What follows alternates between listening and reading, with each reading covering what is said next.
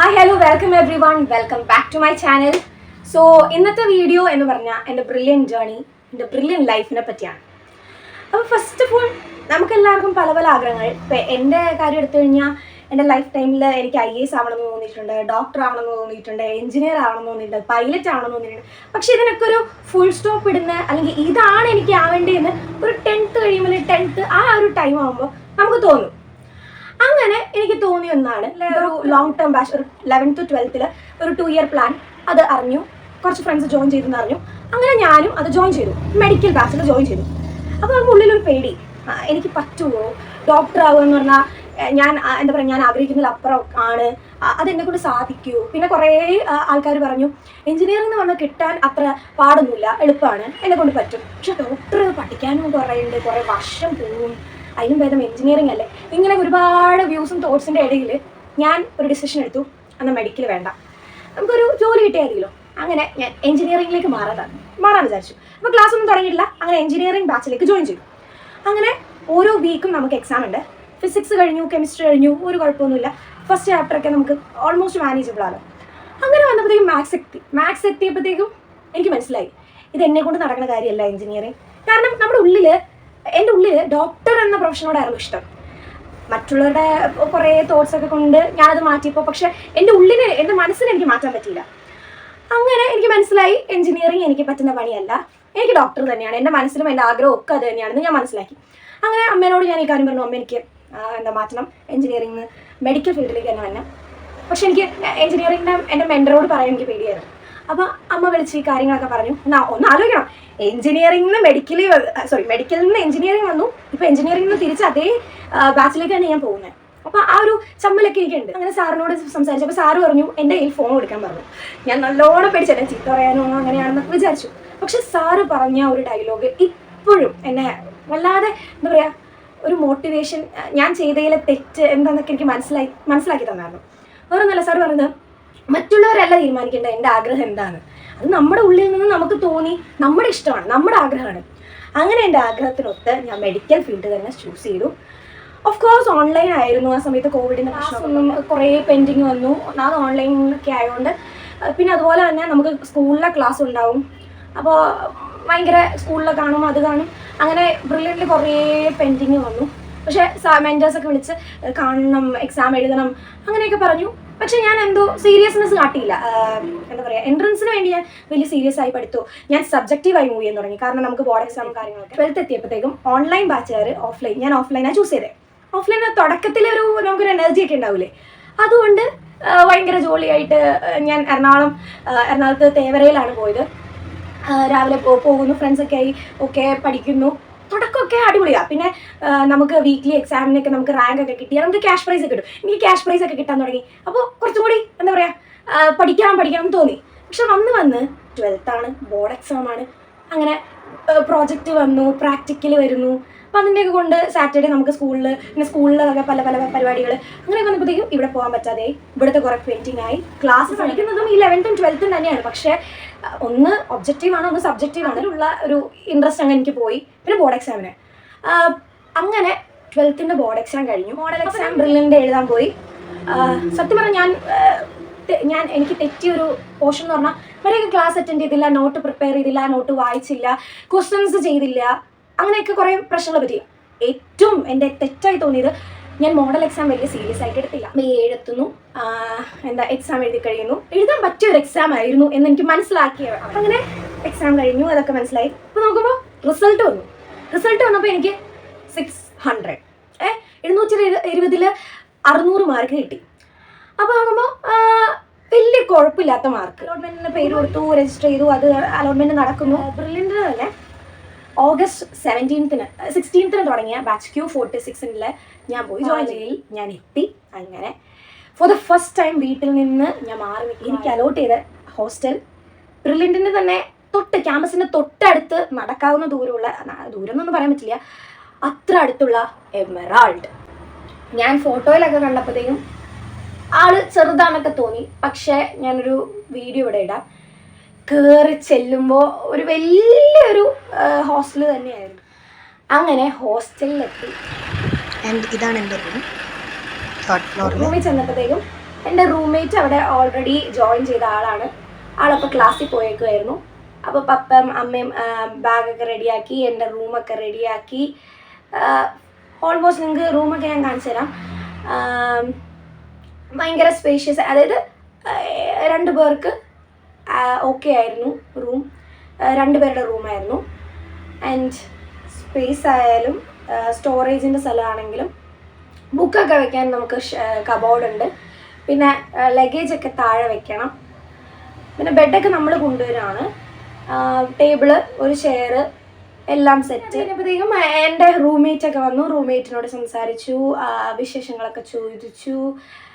അങ്ങനെ അതൊക്കെ കഴിഞ്ഞു.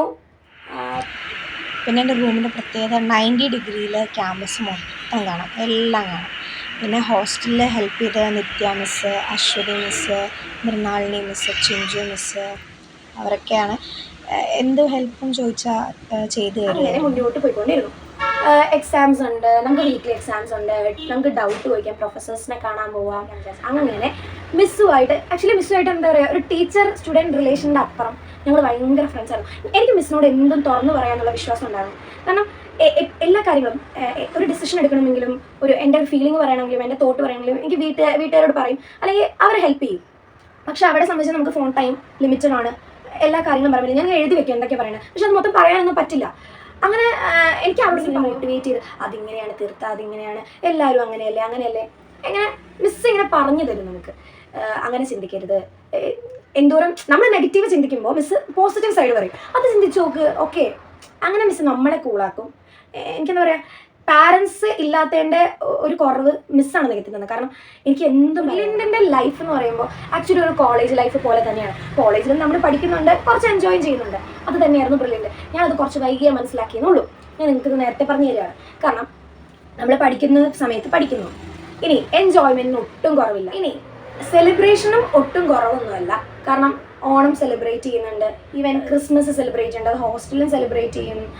അതുപോലെ തന്നെ വെക്കേഷനൊക്കെ ഉള്ള ടൈമാണെങ്കിൽ വെക്കേഷൻ വരുന്നതിൻ്റെ തലേ ദിവസം ഹോസ്റ്റലിലൊക്കെ ഡാൻസ് കളിയും പാട്ടും ഒരു എന്താ പറയുക, ഒരു പാർട്ടി മൂഡായിരിക്കും. ഈവൻ ക്യാമ്പസിലാണെങ്കിലും ക്ലാസ്സിലൊക്കെ ആണെങ്കിലും 2024 ബ്രില്യൻ്റ് സ്റ്റാർട്ട് ചെയ്തൊരു സംഭവമാണ് ഫെയർവെൽ. ഏറ്റവും കൂടുതൽ എൻജോയ് ചെയ്ത ഇതാണ്. ഞങ്ങൾ ഡാൻസൊക്കെ കളിച്ചായിരുന്നു, ഞാൻ സൈഡിൽ കാണിച്ചു തരാം. അപ്പോൾ എൻജോയ്മെൻറ്റിന് ഒട്ടും കുറവില്ല. പക്ഷെ നിങ്ങൾ മനസ്സിലാക്കേണ്ടത്, ഈ എൻജോയ്മെൻറ്റിൻ്റെ ഇടയിൽ നമ്മുടെ ഒരു മെയിൻ എയിം എന്ന് പറഞ്ഞാൽ പഠിക്കുക. നമ്മുടെ കോർഡിനേറ്റേഴ്സ് ഉണ്ട്, ഡയറക്ടേഴ്സ് ഉണ്ട്, മെൻറ്റേഴ്സ് ഉണ്ട്. മോട്ടിവേഷന് നമുക്ക് ഒരു കുറവുണ്ടാവില്ല. ആകെ മോട്ടിവേഷൻ കുറവുണ്ടാകും നമ്മൾ സ്വയം സെൽഫ് മോട്ടിവേറ്റ് ചെയ്യണം. താഴെ വീണ് കഴിഞ്ഞാൽ എഴുന്നേൽക്കുക എന്നുള്ളത് നമ്മുടെ ജോബാണ്. അപ്പോൾ എൻ്റെ കോർഡിനേറ്റർ എന്ന് പറഞ്ഞാൽ ടോം സാർ, ജസ്റ്റിസ് സാർ ഉണ്ടായിരുന്നു. പിന്നെ ബാച്ചിൻ്റെ ഡയറക്ടർ എന്ന് പറഞ്ഞാൽ നമ്മുടെ ജോർജ് സാർ എപ്പോഴും ഒരു ഡയലോഗ് പറയും. എങ്ങനെ പറയുന്നത്, ഇനിയും സമയമുണ്ടേ, 200 കിട്ടുന്നവർക്ക് പോലും 700 മേടിക്കുക. ഇത് പറയുമ്പോൾ ആദ്യം സമയമില്ലാത്ത നേരത്ത്, ആ മോഡൽ എക്സാമിൻ്റെ സമയത്തായിരിക്കും ഇനിയും സമയമുണ്ടെന്ന് പറയണം. അപ്പോൾ നമുക്ക് സത്യം പറഞ്ഞു കഴിഞ്ഞാൽ മോട്ടിവേറ്റ് ചെയ്യാൻ എന്തോ പറയുന്നു എന്ന് നമ്മൾ വിചാരിക്കും. പക്ഷേ ആ വേർഡ്സിന് ഭയങ്കര വാല്യൂ ഉണ്ട്. കാരണം നമ്മൾ ഇടയ്ക്ക് ഇങ്ങനെ ഡൗൺ ആയിട്ട് ഭയങ്കര എന്താ പറയുക, ഭയങ്കര ഹറിബറിയായിട്ട് പലതും അയ്യോ അത് ചെയ്തില്ല ഇത് ചെയ്തില്ല എന്നിരിക്കുന്ന ആ മൊമെൻറ്റിൽ ഇടയ്ക്ക് ഇങ്ങനത്തെ ചില മോട്ടിവേഷൻ കയറുന്ന ചില വേർഡ്സ് വരും. എസ്പെഷ്യലി സാറ് എപ്പോഴും ഇത് പറയുന്നതുകൊണ്ട് ഇത് പെട്ടെന്ന് വരും. ഇത് വരുമ്പോൾ നമുക്ക് സമയമുണ്ട്, ഡോൺ വെരി, യു ക്യാൻ അങ്ങനെ ഒരു തോന്നലുണ്ടാക്കാൻ ഈ വേർഡ് ഭയങ്കര കുറേ ബുക്ക് തപ്പി പോകാതിരിക്കുക. ക്വസ്റ്റ്യൻ പേപ്പർ ചെയ്യുക, അല്ലെങ്കിൽ ബ്രില്യൻ്റിലെ തന്നെ മെറ്റീരിയലിലെ ക്വസ്റ്റ്യൻസ് ചെയ്യുക. ക്വസ്റ്റ്യൻസിലൂടെ ഫോമുലാസ് ഓർക്കുക. ആൻഡ് ലാസ്റ്റ് അവേഴ്സിലൊക്കെയാണ് ഈ നമ്മുടെ ഫോമുല ബുക്ക് അല്ലെങ്കിൽ ഷോർട്ട് നോട്ട് ബുക്കൊക്കെ നിങ്ങൾ നോക്കേണ്ടത്.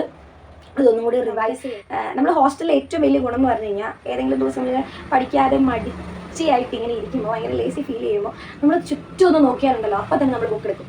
കാരണം എല്ലാവരും ഇങ്ങനെ പഠിക്കുകയായിരിക്കും. അവർ ആ ബുക്ക് എടുത്ത് പഠിക്കുന്നു, ഈ ബുക്ക് എടുത്ത് പഠിക്കുന്നു, അവർ ആ ചാപ്റ്റർ പഠിക്കുന്നു, ആ കോൺസെപ്റ്റ് പഠിക്കുന്നു. അയ്യോ നമുക്കതറിയില്ല. അങ്ങനെ ഇങ്ങനെ ഉള്ളിൽ ഇങ്ങനെ എന്താ പറയുക, ഒരു ഇത് വരുമ്പോൾ ഉള്ളിൽ നിന്നൊരു ഉൾവിളി വരും, പോയി ഒന്ന് പഠിക്കുക എന്നൊരു തോന്നൽ വരും. അങ്ങനെ നമ്മൾ അവിടെ ഇരുന്ന് പഠിച്ചോളും. അപ്പോൾ ഈ മോഡൽ എക്സാമിൻ്റെ സമയത്ത് ടൈറ്റ് ഷെഡ്യൂൾ ആയതുകൊണ്ട് നമുക്കൊരു ആശ്വാസം വർത്താനം പറയാൻ പോലും നേരം ഉണ്ടാവില്ല. എല്ലാവരും ഭയങ്കര ബിസി ആയിരിക്കും, എല്ലാവരും ഭയങ്കര പഠിത്തമായിരിക്കും. അത് കാണുമ്പോൾ ചെറിയൊരു പേടി വരും. അതുകൊണ്ട് ഞാൻ വീട്ടിൽ പോകുന്നത് എൻ്റെ റൂം മൊത്തം നോക്കിക്കഴിഞ്ഞ് നോട്ട്സും ഫോമുലാസും നീറ്റ് ആസ്പിരൻറ്റ് കാത്തിരുന്ന, അല്ലെങ്കിൽ കാത്തിരുന്ന് എത്തിയ നിമിഷം എത്തി. May 5th May 4th literally പറയുകയാണെങ്കിൽ ഞാൻ ഒന്നും പഠിച്ചിട്ടില്ല. ചുമ്മാ എൻ്റെ ഷോർട്ട് നോട്ട്സ് വായിക്കാൻ ഹാളിലേക്ക് കയറി. ഭയങ്കര ടെൻഷൻ. ആദ്യം തന്നെ ഞാൻ ബയോളജി തുടങ്ങുന്ന ഒരു വ്യക്തിയാണ്. ബയോളജിയുമായി ആ ടൈമിൽ ഒരു ടെൻഷൻ വരും. പക്ഷേ ഇപ്പം ഞാൻ പറയുന്നത് അതിനെ ഇപ്പോഴേ കൺട്രോൾ ചെയ്യുക. നമ്മൾ വീക്ക്ലി എക്സാം ഒക്കെ എഴുതുമ്പോൾ കൂളായി, മാക്സിമം കൂളായി തന്നെ. ഞാൻ അങ്ങനെ ആയിരുന്നു, പക്ഷെ അന്ന് എന്താ സംഭവിച്ചതെന്ന് എനിക്കും അറിയില്ല. എക്സാം ഇങ്ങനെ ബയോളജി കെമിസ്ട്രി എത്തിയപ്പോഴത്തേക്കും ഞാൻ എന്താ പറയുക, എൻ്റെ ലാസ്റ്റ് ചാൻസ്, എൻ്റെ മനസ്സിലെ പല തോട്ടുകളാണ് കേട്ടോ, എൻ്റെ ലാസ്റ്റ് ചാൻസാണ് ഇത്. വൃത്തിയായിട്ട് വായിക്കണം. ബയോളജി 1 വേർഡ് പോലും ഞാൻ 5-6 പ്രാവശ്യം ഇരുന്ന് വായിക്കുക. എൻ്റെ സമയം പോയിക്കൊണ്ടേയിരുന്നു. അങ്ങനെ കെമിസ്ട്രി എത്തിയപ്പോഴത്തേക്ക് ടൈം നോക്കിയപ്പോൾ ഇതെല്ലായിരുന്നല്ലോ. ഞാൻ ബയോളജി ഒരു 30-45 മിനിറ്റ്സിനുള്ളിൽ തീർക്കുന്നതിനാൽ ഇതിപ്പോൾ ബയോളജിക്ക് ഞാൻ ടൈം എടുത്തല്ലോ എന്ന് വിചാരിച്ച് കെമിസ്ട്രി ഒക്കെ പെട്ടെന്ന് ഞാൻ പോയി. അവിടെ ഇവിടെയൊക്കെ മിസ്റ്റേക്സ് ഒക്കെ വരുത്തി. മൊത്തം ഈ എന്താ കെയർലെസ് മിസ്റ്റേക്ക് ആയിരുന്നു മൊത്തത്തിൽ പറയുമ്പോൾ ഈ പേപ്പർ കിട്ടുമ്പോൾ. ഇനി ഫിസിക്സ് എത്തിയപ്പോഴത്തേക്ക് മനസ്സിലായി സമയമില്ല. ലാസ്റ്റ് ഒരു 5-4 ക്വസ്റ്റ്യൻസ് ഞാൻ ഇപ്പോഴും ഫിസിക്സിനെ കണ്ടിട്ടില്ല. എനിക്കറിയില്ല എന്തായിരുന്നു ക്വസ്റ്റ്യൻസ് എന്ന് പോലും. അതൊക്കെ നിങ്ങൾ മാറ്റി വെക്കണം. ഈ ടെൻഷൻ കാരണം മാത്രമാണ്. ആൻഡ് എക്സാം കഴിഞ്ഞിട്ട് ഞാൻ ഒരു കാര്യത്തിൽ ഷുവറായിരുന്നു, ഞാൻ മര്യാദക്ക് പെർഫോം ചെയ്തില്ല. ഞാൻ മര്യാദയ്ക്ക് എല്ലാ എക്സാം എഴുതിയ ടെൻഷൻ, പേടി എല്ലാം വന്ന് എൻ്റെ എക്സാം കുളവായിട്ടുണ്ടെന്ന് എനിക്കറിയാം. ഞാൻ നേരത്തെ പറഞ്ഞൊരു കാര്യമുണ്ട്, I am very very sensitive. അപ്പം ഞാൻ എഴുതാനിരുന്ന എക്സാം ഹാളിൽ എൻ്റെ ഒരു ഫ്രണ്ട് ഉണ്ടായിരുന്നു. ഞങ്ങൾ രണ്ടും കൂടെ ഒരുമിച്ച് വരുന്നത്. അപ്പോൾ ഗേറ്റിൻ്റെ പുറത്ത് പാരൻസ് ഒക്കെ ഇങ്ങനെ വെയിറ്റിംഗാണ്. എൻ്റെ പപ്പയും അമ്മയും അനിയത്തിയും ഒക്കെ ഉണ്ട്. എൻ്റെ ഫേസ് കാണാൻ ഇങ്ങനെ നോക്കിയിരിക്കുകയെന്ന് എനിക്കറിയാം. പക്ഷേ എൻ്റെ മനസ്സിൽ എനിക്കറിയാം ഞാൻ ഇപ്പം കരയും. അപ്പോൾ അവരെ നോക്കിക്കഴിഞ്ഞാൽ ഡെഫിനറ്റ്ലി ഞാൻ അവിടെ വെച്ച് കരയും. അതുകൊണ്ട് ഞാൻ താഴ്ത്തേട്ട് നോക്കി. അപ്പോൾ ഇവിടെ പറഞ്ഞു, എടി നിൻ്റെ അച്ഛൻ നിന്നെ നോക്കണ്ടെന്ന് പറഞ്ഞു. ഞാൻ നോക്കിക്കോളാം, ഞാൻ പിന്നെ നോക്കിക്കോളാം. അപ്പോൾ കുറേ പാരൻസ് ഉണ്ട്. അപ്പോൾ ഞാൻ ഇവിടെ വെച്ച് കരഞ്ഞു കഴിഞ്ഞാൽ അത് മോശമാണെന്ന് വിചാരിച്ച് ഞാനിങ്ങനെ തലകുനിച്ച് ഇങ്ങനെ പൊയ്ക്കൊണ്ടിരിക്കുക.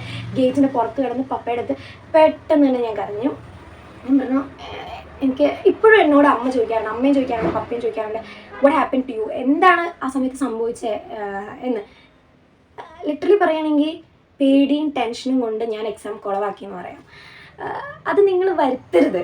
എനിക്കിപ്പോൾ ഞാനിത് പറഞ്ഞാലും ആ സമയത്ത് നിങ്ങൾക്കൊരു പേടിയോ അല്ലെങ്കിൽ ടെൻഷനോ ഉണ്ടാവും. പക്ഷെ അത് നിങ്ങൾ പ്രാക്ടീസ് ചെയ്തിട്ടാണെങ്കിൽ അത് ഒഴിവാക്കുക. കാരണം അതുകൊണ്ട് ഒന്നും നേടാനില്ല, ലോസ് മാത്രമേ ഉണ്ടാവുള്ളൂ. ഞാൻ പപ്പയ്ക്ക് പെട്ടെന്ന് സങ്കടം വരും. പപ്പയും എൻ്റെ അവസ്ഥ ഓർത്തിട്ട് സങ്കടം വന്നു. അനിയത്തിയും മിണ്ടാതെയായി. പക്ഷേ എൻ്റെ അമ്മ, സത്യം പറഞ്ഞാൽ അമ്മ എന്ന് പറയുന്നത്, നമ്മൾ എപ്പോഴും വഴക്കിടും, ഞാനും വഴക്കിടും, എന്തെങ്കിലുമൊക്കെ പറയും. അത് അമ്മേനെ വേദനിപ്പിക്കുന്ന രീതിയിലുമായിരിക്കും, അത് അമ്മ പറയാറുമുണ്ട്. പക്ഷെ എന്നാലും ഒരു പേഴ്സണൽ കാര്യം വരുമ്പോൾ അമ്മ എന്നുള്ളൊരു bond it's very very very unique. എന്താ പറയുക, അമ്മയ്ക്ക് പകരം വെക്കാൻ ഒന്നുമില്ല. അമ്മ എന്നെ അവിടെ ഇരുന്ന് മോട്ടിവേറ്റ് ചെയ്ത്, ഒരു കുഴപ്പമില്ല, അതാണ് ഇതാണ്, നീ ഇത്രയും പഠിച്ചതല്ലേ, നീ പഠിച്ചതിനനുസരിച്ച് നീ ചെയ്തില്ല, അതാണ് ആ ഒരു മൊമെൻറ്റ്. കാരണം ഐ വാസ് ലിറ്ററലി എന്താ പറയുക, എനിക്ക് ശ്വാസം മുട്ടി മരിക്കണ പോലെയായിരുന്നു ഞാൻ. ഓരോ മൊമെൻറ്റ് താഴേട്ട് പോയിക്കൊണ്ടിരിക്കുന്ന എന്നെ ഇങ്ങനെ ഉയർത്തെഴുന്നേൽപ്പിക്കുക എന്ന് പറയും. അതുപോലെ ഓരോ കാര്യം പറഞ്ഞ് മോനെ കുഴപ്പമില്ല ചെന്നു. ഞാൻ ഭയങ്കര മൂടും. അമ്മയ്ക്ക് ഉള്ളിൽ സങ്കടം ഉണ്ടെന്ന് എനിക്കറിയാം. പക്ഷേ അമ്മ പുറത്ത് കാണിക്കില്ല. കാരണം അത് പിന്നെ എന്നെ സങ്കടപ്പെടുത്തുമെന്ന് അറിയാം. അങ്ങനെ അമ്മ എന്നോട് പറഞ്ഞു, എന്തായാലും എങ്ങനെ പോയാലും എന്താ മാർക്ക് നമ്മൾ അറിയും, അപ്പോൾ ഒന്ന് ജസ്റ്റ് നോക്ക്, ഇപ്പോൾ നല്ല മാർക്ക് ഉണ്ടെങ്കിൽ നിനക്ക് ഓക്കെ ആണല്ലോ. അങ്ങനെ മാർക്ക് കിട്ടി ചിലത് ഇൻറ്റു ഓക്കെ പോട്ടെ. മാർക്ക് കൂട്ടി വന്നപ്പോൾ 650 എബോ, ഒരു 655 കണ്ടു. അപ്പോൾ ഉണ്ടായൊരു ആശ്വാസം എന്ന് പറയുന്നത് എനിക്ക് പറഞ്ഞറിയാൻ പറ്റില്ല. ചാടിയായിരുന്നു. എനിക്ക് 650 എബോ ഉണ്ട്. 650 വന്നപ്പോൾ 659 ഉണ്ട്. കോർട്ടിൻ്റെ എന്താ പറയുക, നമുക്ക് റീനീറ്റ് അങ്ങനെ കുറേ പ്രശ്നങ്ങളും കേസൊക്കെ പോയിട്ടൊന്നും ഇല്ലയെന്ന് അറിഞ്ഞു. അങ്ങനെ എനിക്കൊരു MBBS സീറ്റ് ഓക്കെ ആയി എന്ന് മനസ്സിലാക്കിയ മൊമെൻറ്റ്, എന്താ പറയുക, ജീവിതത്തിൽ എന്തോ വലിയ കാര്യം നേടിയ പോലെ നിങ്ങൾക്ക് തോന്നില്ലായിരിക്കും. പക്ഷെ നിങ്ങൾ ആ മൊമെൻറ്റിൽ എന്ത് കിട്ടില്ല, ഞാൻ പറഞ്ഞില്ല തുടക്കത്തിൽ എന്നെക്കൊണ്ട് പറ്റില്ല അല്ലെങ്കിൽ ഞാൻ വിചാരിക്കുന്നതിൽ അപ്പുറമാണ് എന്ന് വിചാരിച്ച ഡോക്ടർ എന്ന സ്വപ്നം പറ്റുമെന്ന് എനിക്ക് മനസ്സിലായ ഒരു മൊമെൻറ്റ്. എൻ്റെ പാരൻസ് ചിരിച്ച് കാണണമെന്ന് മാത്രമേ ആഗ്രഹിച്ചിട്ടുള്ളൂ. അതിനുവേണ്ടി മാത്രമേ പലതും ചെയ്തിട്ടുള്ളൂ. അതിനുവേണ്ടി മാത്രമേ ഞാൻ പരിശ്രമിച്ചിട്ടുള്ളൂ. കാരണം അവരുടെ ഹാപ്പിനെസ്സാണ് എൻ്റെ സന്തോഷം. അപ്പം എൻ്റെ സന്തോഷം നടക്കണമെങ്കിൽ അവർ ഹാപ്പി ആയിരിക്കണം. അങ്ങനെ ഡോക്ടർ എന്ന എൻ്റെ ആഗ്രഹം എന്നുള്ളത് ഒരു നീറ്റ് അച്ചീവറായി മാറിയ മൊമെൻറ്റ്, എന്താ പറയാൻ പോലും പറ്റില്ല. സീറ്റൊക്കെ ഓക്കെ ആയി. അങ്ങനെ ബ്രില്യൻറ്റിൽ പഠിക്കുന്നത് നമ്മൾ കഴിഞ്ഞ വീഡിയോ അതായിരുന്നു. വിക്ടറി ഡേ വന്നു. ഇനി അവിടുത്തെ ഒരു ട്വിസ്റ്റ് എന്ന് പറഞ്ഞു കഴിഞ്ഞാൽ കഴിഞ്ഞ വർഷത്തെ വിക്ടറി ഡേ വിജയ ഇന്റർനാഷണൽ കൺവെൻഷൻ സെന്റർ തിരുവല്ലയിൽ വെച്ചായിരുന്നു. 600 സ്കോർ ചെയ്തുകൊണ്ട് തന്നെ എനിക്ക് അന്നും ഞാൻ അവിടെ പോയായിരുന്നു. അന്ന് കിട്ടിയ ട്രോഫിയും മെഡലും ആൻഡ് മാലയുമാണിത്. ആൻഡ് ഈ വർഷം കിട്ടിയതും എൻ്റെ കയ്യിലുണ്ട്. അപ്പോൾ 2 വർഷത്തെ എക്സ്പീരിയൻസ് ഉണ്ട് വിക്ടറി ഡേ പോയെ. ഭയങ്കര ഹാപ്പി. ഒരു നല്ല മോട്ടിവേഷൻ കിട്ടാനും ഇൻസ്പയർ ആവാനും നല്ലൊരു പ്ലാറ്റ്ഫോമാണ് നീറ്റ് ആസ്പിറൻസിനെ സംബന്ധിച്ച്. ഇനി ഞാൻ ചെയ്ത കുറച്ച് മിസ്റ്റേക്സ് ഉണ്ട്. ഒന്ന്, ഞാൻ പറഞ്ഞു ഷോർട്ട് നോട്ട്സ് എഴുതിയില്ല. അത് നിങ്ങൾ തുടക്കത്തിൽ സ്റ്റാർട്ട് ചെയ്യണം. 2, ബ്രില്യൻറ്റിലെ എല്ലാ മെറ്റീരിയലിലെ എല്ലാ ക്വസ്റ്റ്യൻസും കവർ ചെയ്തിട്ടുണ്ടെന്ന് ഉറപ്പ് വരുത്തണം. ഈവൻ ലാസ്റ്റ് ആകുമ്പോഴത്തേക്കും നിങ്ങൾക്ക് മൊഡ്യൂളൊന്നും ഇല്ല, എന്ത് ചെയ്യണമെന്ന് അറിയാതിരിക്കുകയാണെങ്കിൽ റീഡു ദോസ് ക്വസ്റ്റ്യൻസ്. പിന്നെ അടുത്ത് പറയുമ്പോൾ എൻജോയ് ചെയ്യാനുള്ള ടൈം എൻജോയ് ചെയ്യുക. അതിനപ്പുറം പഠിക്കേണ്ട സമയത്ത് വിഷമം ഉണ്ടെങ്കിലും എന്ത് പ്രശ്നം ഉണ്ടെങ്കിലും go and seek help from your mentor അല്ലെങ്കിൽ കോർഡിനേറ്റേഴ്സ് ഉണ്ടാവാം. ഈവൻ നിങ്ങൾക്ക് ഡയറക്ടേഴ്സിനെ കാര്യം പറയുമ്പോൾ ബ്രില്യൻറ്റിൻ്റെ എന്താ പറയുക ഫാക്കൽറ്റീസ് എന്ന് പറഞ്ഞു കഴിഞ്ഞാൽ എല്ലാവരും യൂണീക്കാണ്. ദേ ഹാവിങ് ദെയർ ഓൺ ടൈപ്പ് പല ടൈപ്പ് ടീച്ചിങ് ആണ്. ഞാൻ കൂടുതൽ മിങ്കിൾ ചെയ്ത പ്രൊഫസേഴ്സ് എന്ന് പറഞ്ഞാൽ ഒന്ന് ഫിസിക്സിലെ അനൂപ് സാറാണ്. സാർ എനിക്ക് മോഷൻ്റെ പ്ലെയിനും അതുപോലെ തന്നെ EMI എടുക്കാൻ വന്നതാണ്. ഭയങ്കര രസമായിരുന്നു. സാർ കൗണ്ടറൊക്കെ അടിച്ച് നല്ല അടിപൊളി ക്ലാസ് ആയിരുന്നു. നല്ലോണം സാർ എന്ന് പറഞ്ഞു ബോട്ടണിയിൽ ബയോളജിയിലെ ജനറ്റിക്സ് ഒക്കെ ഞങ്ങൾക്ക് ജനറ്റിക്സ് ആണ് സാർ എടുക്കാൻ വന്നത്. സാറും അടിപൊളിയായിരുന്നു. എല്ലാവരും അടിപൊളിയാണ്. പഠിക്കുക എന്നുള്ളത് നമ്മുടെ അടുത്തൊരു സ്പെഷ്യാലിറ്റി ഞാൻ പറയാൻ പറ്റുമോ, ഈ ലേണിംഗ് ചെയ്ത് നമുക്ക് എക്സാംസ് എഴുതാം. ഇപ്പോൾ ഇന്നൊരു ചാപ്റ്ററിൻ്റെ ആണ് അല്ലെങ്കിൽ ഇന്നൊരു കോൺസെപ്റ്റിൻ്റെ ആണ് അല്ലെങ്കിൽ ബയോളജി മാത്രം എത്ര ക്വസ്റ്റ്യൻ 200ഓളം ക്വസ്റ്റ്യൻസ് വരെയും പോകാം. ടൈം വെച്ച് വേണോ, ടൈം വെക്കാതെ ഉള്ള ഇംഗ്ലീഷ് ക്ലാസ് വേണോ അത് മലയാളത്തിൽ ക്ലാസ് വേണോ, എല്ലാ ചാപ്റ്ററിനും ലോങ് ക്ലാസ്സസ് വേണോ, ഷോർട്ട് വേണോ, സമ്മറി വേണോ, അതിൻ്റെ നോട്ട്സ് വേണോ, എന്തും അത് ലാസ്റ്റായിട്ട് ഞാൻ ഭയങ്കര യൂസ്ഫുൾ ആണ് പറയാൻ. ഹോസ്റ്റൽ എറൗണ്ടായതുകൊണ്ട് തൊട്ടടുത്താണ് നമുക്ക് ചോദിക്കാനുള്ളൂ. ഇപ്പോൾ ദൂരമല്ലോ ഹോസ്റ്റലാണെങ്കിൽ പ്രൊഫസേഴ്സിനോട് ഡൗട്ടൊക്കെ ചോദിക്കാനാണെങ്കിൽ ഈ ലേണിംഗ് ആപ്പിലോ അല്ലെങ്കിൽ വോയിസ് ആയിട്ടിടാം, പിക്ചർ ആയിട്ടിടാം, ക്വസ്റ്റ്യൻ നമുക്ക് ടൈപ്പ് ചെയ്തിടാം. നമുക്ക് കുറച്ച് നിമിഷം അല്ലെങ്കിൽ ഓൾമോസ്റ്റ് ഒരു 1 ഡേ പോലും അതിനുള്ളിൽ നമുക്ക് അതിനുള്ള റിപ്ലൈ ആൻസർ ചിലപ്പോൾ ഒരു വോയിസ് ആയിരിക്കും, വീഡിയോ ആയിട്ടും, അല്ലെങ്കിൽ ആൻസർ അവർ എഴുതി നമുക്ക് അയച്ചു. Very useful. നീറ്റ് ആസ്പിറൻറ്റിന് വേണ്ട എല്ലാ കാര്യം ആ ആപ്പിൽ തന്നെ. എൻ്റെ ബ്രില്യൻ ജേർണി, എൻ്റെ ലൈഫ് ബ്രില്യൻ്റെ ഒരു 1 ഇയർ ഒരിക്കലും ഒരു ലോസ് അല്ലായിരുന്നു. ഒരുപാട് ലെസൺസ് പഠിച്ചു, ഒരുപാട് കാര്യങ്ങൾ പഠിച്ചു. ആൻഡ് അതിനൊക്കെ കാരണം ഈ ഒരു ഇയറാണ്. ഒരിക്കലും വേസ്റ്റ് ആയിട്ടില്ല. നിങ്ങളിപ്പോൾ ബ്രില്യനിലാണെങ്കിൽ ദ ബെസ്റ്റ് പ്ലേസ് തന്നെയാണ്. നിങ്ങൾക്ക് ഒരു ഐഡിയ ഇല്ല എന്താ ചെയ്യേണ്ടത്, no worries, they are with you. എന്ത് വിഷമമുണ്ടെങ്കിലും 2025 നീറ്റ് എഴുതുന്ന എല്ലാവർക്കും ഓൾ ദി ബെസ്റ്റ്. ആൻഡ് ഞാൻ ചെയ്ത മിസ്റ്റേക്സ് ഒന്നും വരുത്താതിരിക്കുക. No tension at all. അത് മെഡിറ്റേഷൻ ചെയ്തോ എങ്ങനെയാണെങ്കിലും you should balance it. And ഈ വീഡിയോ യൂസ്ഫുൾ ആയിരുന്നു എന്ന് വിചാരിച്ചു. Stay tuned for another super duper video. Till then, bye bye.